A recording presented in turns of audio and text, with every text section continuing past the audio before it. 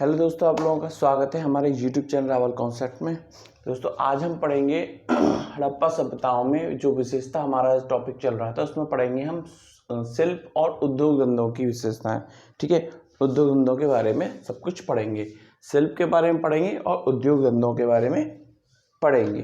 ठीक है चलो सबसे पहले हम देखते हैं कि हड़प्पा सभ्यता में सबसे प्रमुख जो उद्योग धंधे थे, ठीक है, वो कौन से थे? वस्त्र उद्योग थे। देखो वन डे एग्जाम के लिए भी मोस्ट इंपोर्टेंट रहने वाला है, तो वीडियो को अच्छे से और अंत तक देखें। ठीक है, वीडियो को अच्छे से और अंत तक देखें, सभी एग्जाम के लिए मोस्ट इंपोर्टेंट रहने वाला है ये। तो सबसे प्रमुख क्या था इसमें, जो अगर हम शिल्प और उद्योग धंधों की बात करें, ठीक है, तो शिल्प से भी ज्यादा महत्वपूर्ण क्या था उद्योग धंधों में बात करें तो हमारा वस्त्र उद्योग था। वस्त्र उद्योग हमारा मोस्ट इंपोर्टेंट था। ठीक है, चलो आगे बात करते हैं। वस्त्र उद्योग के ही बारे में बात कर रहे हैं अभी हम। सूत की कताई एवं सूती वस्त्रों की बुनाई के धंधे अत्यंत विकसित थे। ठीक है, कताई वगैरह जो होती थी या वस्त्रों की, सूती वस्त्रों की बुनाई होती थी, वो बहुत ज्यादा डेवलपमेंट कर चुकी थी, बहुत ज्यादा विकसित थी। ठीक है ये सब चीजें हैं ना, जो जैसे कि मैंने बोला सूत की कताई या वस्त्रों की बुनाई, ये सब ये क्या प्रमाणित करते हैं कि वस्त्र उद्योग के बारे में बताते हैं, प्लस ये बताते हैं कि वस्त्र उद्योग की जो स्थिति थी वो कैसी थी, मतलब कि बहुत ज्यादा विकसित थी। जैसे कि अगला उदाहरण भी ऐसे ही होगा कि ये अत्यंत विकसित तो थे ही थे। ठीक है, साथ में क्या था, मोहनजोदड़ो से मजीठ रंग प्लस लाल रंग के रंगे हुए लाल कपड़े के अवशेष हमें मिलते हैं। ठीक है, और किससे मिलते हैं? चांदी के बर्तन में मिलते हैं। तो चांदी के बर्तन से में मिलते हैं, वो एक फैक्ट हो गया कि भाई ये जो चीजें मिलती हैं हमें, जैसे कि लाल रंग या मजीठ रंग से रंगे हुए वस्त्र हमें किस पात्र में मिलते हैं? मिट्टी के पात्र में मिलते हैं या चांदी के पात्र में? तो एक नॉलेजेबल चीज हो गई। ठीक है, डाटा हो गया ठीक है, आगे देखते हैं। मतलब इससे हमें ये बात का पता है कि भाई वो अच्छी कटाई बुनाई के साथ साथ जो कलर था उनको भी जानते थे, उनसे भी बहुत अच्छी से परिचित थे वो। ठीक है, आगे देखते हैं। मोहनजोदड़ो से तांबे के दो उपकरण, ठीक है, तांबे के दो उपकरण में, ठीक है, लिपटे हुए सूती कपड़े में हमें प्राप्त हुए हैं। देखो दो उपकरणों में लिपटा हुआ सूती कपड़ा, ठीक है, हमें कहां से प्राप्त होता है? कहां से? मोहनजोदड़ो से। प्लस सूती वस्त्र की छाप मिली है, सूती वस्त्र की छाप भी हमें मिली है। आगे देखते हैं। कालीबंगा से प्राप्त मिट्टी के बर्तन पर, मिट्टी के बर्तन के एक टुकड़े पर सूती वस्त्र की छाप प्लस सूती वस्त्र में लिपटा उस्तरा प्राप्त होता है। तो ये सब क्या बताते हैं भैया? वस्त्रों का अच्छे से प्रयोग होता था। ठीक है, तो इसी के आधार पर तो हमने बोला कि सबसे सबसे प्रमुख उद्योग धंधा कौन सा था। ठीक है, तो इन्हीं जो हमें ये सारे प्रमाण मिल रहे हैं, हम इन्हीं के आधार पर तो बोल पा रहे हैं कि भैया जो हमारा वस्त्र था वो उच्च कोटि में था, जो उद्योग धंधा था हमारा वस्त्रों का सबसे प्रमुख था। ठीक है, आगे देखते हैं। चलो यहां तक हो गया। ठीक है, आगे और कुछ हमें और बहुत सारे प्रमाण मिल रहे हैं। लोथल से मुद्रांकों पर सूती वस्त्रों की छाप मिली है। ठीक है, आलमगीरपुर से प्राप्त मिट्टी पर की एक नान पर बुने हुए वस्त्र की हमें छाप मिली है, निशान मिले हैं। मोहनजोदड़ो से प्राप्त पुरोहित की, मोस्ट इंपोर्टेंट है, मोहनजोदड़ो से, एक मिनट मार्कर चेंज करते हैं, देखो ये इंपोर्टेंट रहेगा। मोहनजोदड़ो से, ठीक है, क्या प्राप्त हो रहा है? पुरोहित की एक प्रस्तर मूर्ति मिली है। ठीक है, उस मूर्ति की विशेषता क्या है? उसने तिब्बतिया अलंकरण युक्त, तिब्बतिया एक शैली होती है, ठीक है, बुनने की, ठीक है, तिब्बतिया अलंकरण युक्त शॉल ओढ़े हुए है वो, जो उसने पुजारी ने जो शॉल ओढ़ी हुई है उस पर जो कलाकारी हुई है वो कौन सी है? तिब्बतिया अलंकरण।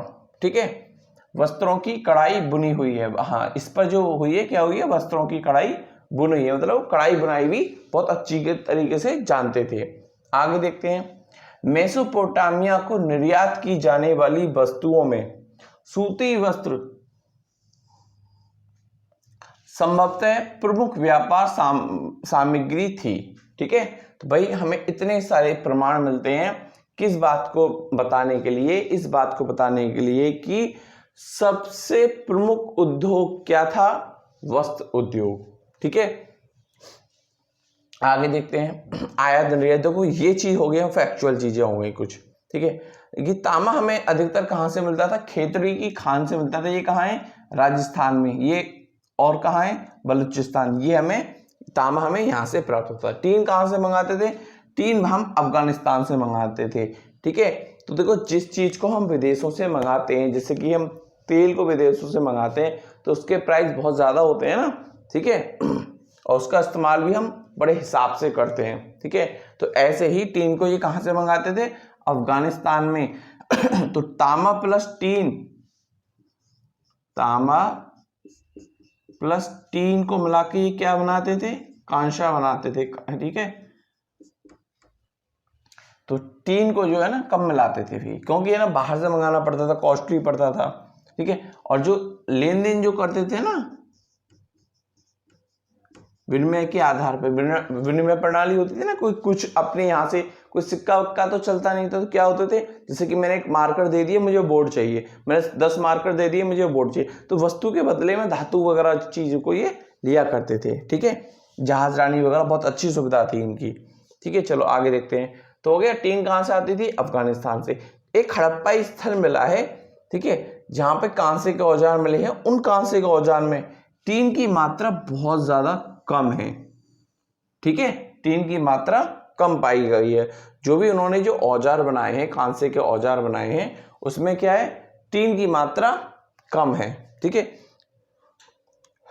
हड़प्पा समाज के शिल्पियों में, ठीक है, एक समुदाय है कसेरो समुदाय। कौन सा, कसेरो समुदाय। कसेरो समुदाय के समुदाय का बहुत महत्वपूर्ण स्थान रहता था। ठीक है, तो ये अच्छे से याद करना, कौन सा समुदाय है, कसेरो। ये वाले स्टार लगा दिए मैंने, इनको अच्छे से याद करना है आपको। ठीक है, मुख्य रहेंगे ये। और कुछ, चलो आगे देखते हैं। ठीक है, जैसे कि मैंने बोला कि हम उद्योग धंधे ही पढ़ेंगे, तो साथ में हम क्या पढ़ेंगे, शिल्प को भी पढ़ेंगे। तो शिल्प में केवल शिल्प में बहुत सारी चीजें पढ़ेंगे, जैसे कि स्थापत्य में हम अगर हम ले लें, शिल्प को डालें, तो क्या है, विशाल इमारतें बनाने के बहुत अच्छे से ये जानते थे, जो कि सभी लोग जानते हैं, विशाल इमारतें बनाते थे। तो शिल्प मतलब एक कारीगरी का एक नमूना ही तो है वो। ठीक है, जैसे कि नाव बनाना इनको बहुत अच्छी तरीके से आता था, इसके प्रमाण मिले हैं हमें। पुतलियां बनाते थे, मतलब कि मूर्तियां वगैरह। ठीक है, और बर्तन बनाते थे, बर्तन मिट्टी के, तांबे के, सब चीज के बनाते थे। अस्त्र वगैरह, आभूषण वगैरह, बहुत सारी चीजें बनाते थे। ठीक है, तो सब कुछ लिखना जरूरी नहीं है। आगे देखो। ईंटों के भट्टों के भी प्रमाण मिले हैं, ईंटों के भट्टों के भी प्रमाण मिले हैं। कहाँ पे, शहरों के बाहर। शहरों के बाहर हमें ईंटों के भट्टों के प्रमाण भी प्राप्त होते हैं। सोने चांदी के आभूषण भी प्राप्त होते हैं। ये सब किसकी विशेषता है, ये सब उद्योग, शिल्प वगैरह सबके द्वारा ही तो होता होगा। ठीक है, शिल्पी जो होते होंगे वही लोग तो करते होंगे, चांदी वगैरह, सोने और चांदी का आभूषण बनाना, तांबे एवं टीम के बर्तन, उपकरण एवं औजार बनाना। ठीक है, तो हड़प्पा संस्कृति क्या थी, बहुत ज्यादा विकसित हो चुकी थी। ठीक है, बहुत ज्यादा विकसित हो चुकी थी, बहुत ज्यादा अच्छे से व्यापार करना जानती थी। ठीक है, अच्छी अच्छी चीजें बनाना जानती थी। ठीक है, चलो आगे देखते हैं। एक और चीज थी जिसके बारे में हम देखें, वो लॉस्ट वैक्स की तकनीक को भी अच्छे से जानती थी। धातु की बंद ढलाई एवं मछू चिस्ट, ये क्या है, मछू चिस्ट ढलाई की तकनीक से भी ये अच्छे से वाकिफ थे। ठीक है, ये इंग्लिश में लॉस्ट वैक्स बोलते हैं, हिंदी में उस पर प्रोनाउंसिएशन हो नहीं पा रहा है अच्छे से। ठीक है, इसे को बोलते हैं मछू चिस्ट। ठीक है, या इंग्लिश में बोलते हैं लॉस्ट वैक्स की ढलाई से अच्छे से ये वाकिफ थे। और एक थी बंद ढलाई। ठीक है, इससे भी अच्छी तरीके से ये वाकिफ थे, तो इसको भी स्टार लगा लेना। ठीक है, आगे देखते हैं। शंख, सीप, हाथी दांत से विभिन्न प्रकार की वस्तुएं बनाई जाती थी। जैसे कि मैंने आपको बताया था, शंख हुई, सीप हुई, कुछ लोग आभूषण में प्रयोग करते थे, कुछ लोग काउंटिंग में प्रयोग करते थे।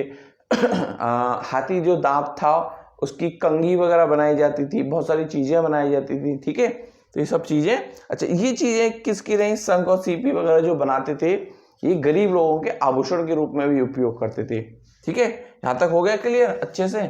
आगे देखते हैं, तो ये मैं आपको बता चुका हूं मनके के कारखाने। जो हम शिल्प पढ़ेंगे तो उद्योग धंधे पढ़ते हैं तो कारखाने तो पढ़ना बनता है ना, तो कहां से पाएंगे, चनहूदड़ो और लोथल। चलो ये तो आपको पता है। जो मृद भांडों की यहाँ पे बहुत ज्यादा विशेषता थी बता चुका हूं लेकिन फिर भी देखो हड़प्पा सभ्यता में क्या विशेषता थी इनकी, कि हड़प्पा सभ्यता के जो हमें मृद भांड मिले बहुत ज्यादा विकसित रूप में मिले हैं, क्योंकि चाक बहुत ज्यादा एक नॉर्मल चीज थी।